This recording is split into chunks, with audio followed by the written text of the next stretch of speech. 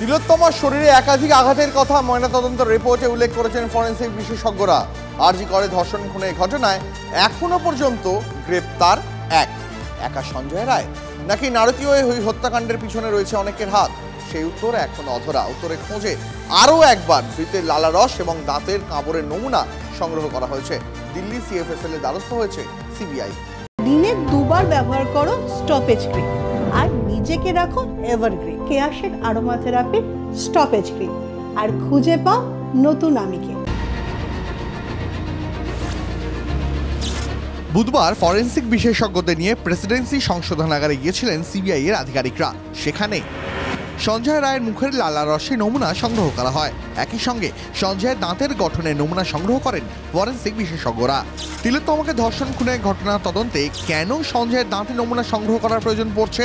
কারণ তিলোত্তমার চোয়ালের ডান দিকে একটি কালশিটের দাগ পাওয়া যায়। ময়নাতদন্ত রিপোর্টে এটিকে বাইট মার্ক হিসাবে চিহ্নিত করা হয়েছিল। চিকিৎসকদের মতে এটি কামড়ের দাগ। তিলোত্তমার চোয়ালে কামড়ের এই দাগ কি সঞ্জয়ের অত্যাচারের কারণে? সূত্রের খবর, 100% নিশ্চিত হয়ে ধৃতের দাঁতের গঠনের নমুনা দিল্লি সিএফএসএল এ পাঠাচ্ছে সিবিআই। তিলোত্তমার চোয়ালে থাকা টিথ ইমপ্রেশনের সঙ্গে এই চিহ্ন মিলিয়ে দেখা হবে। যদিও কলকাতা পুলিশ আগেই এই নমুনা সংগ্রহ করে, সেই নমুনা কলকাতা সিএফএসএল এ পরীক্ষা হয়।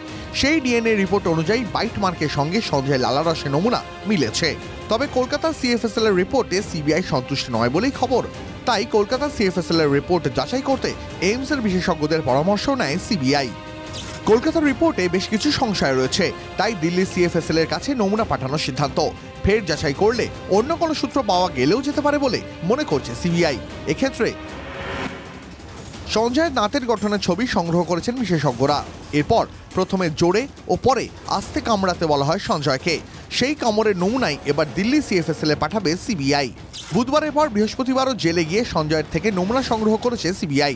তার পাশাপাশি 9ই আগস্ট তিলোত্তমার হত্যার দিনের ঘটনা প্রবাহ বুঝতে চাইছে সিবিআই। তাই বৃহস্পতিবার ফের আরজি করে এমার্জেন্সি বিভাগের মেডিকেল অফিসার পলি সমাদারকে তলব। 9ই আগস্ট হাসপাতালের এমার্জেন্সি বিভাগে ডিউটিতে ছিলেন পলি। তিলোত্তমার ডেথ সার্টিফিকেট তিনি ইস্যু করেছিলেন। সুপ্রিম কোর্টে হলফনামা দিয়ে রাজ্য সরকার জানিয়েছিল, এমার্জেন্সি থেকে সেমিনার রুমে গিয়েছিলেন পলি সমাদ্দার। সেখানে তিলোত্তমাকে দেখে ডেথ সার্টিফিকেট ইস্যু করেন। নিয়ম অনুযায়ী এমন পরিস্থিতিতে রোগীকে এমার্জেন্সি নিয়ে যাওয়া হয়। সেখানে পরীক্ষার পর চিকিৎসক তার পর্যবেক্ষণ দেন, ব্রট ডেথ লিখে দেন। প্রশ্ন হলো, তিলোত্তমার ক্ষেত্রে ব্যতিক্রম কেন? রাজ্যের তরফ থেকে শীর্ষ আদালতে যে হলফনামা দেওয়া হয়েছে সেখানে খুব স্পষ্টভাবে বলা হয়েছে, ওই দিন সেমিনার রুমের বাইরে করিডরে এবং নিচে যেভাবে চিকিৎসক পড়ুয়ারা বিক্ষোভ দেখাচ্ছিলেন, সেই কারণেই তিলোত্তমাকে এমার্জেন্সি পর্যন্ত নিয়ে আসা সম্ভব হয়নি এবং সেই কারণেই এমার্জেন্সি মেডিকেল অফিসার পলি সমাদ্দারকে এমার্জেন্সি থেকে নিয়ে যাওয়া হয়েছিল সেমিনার রুমে।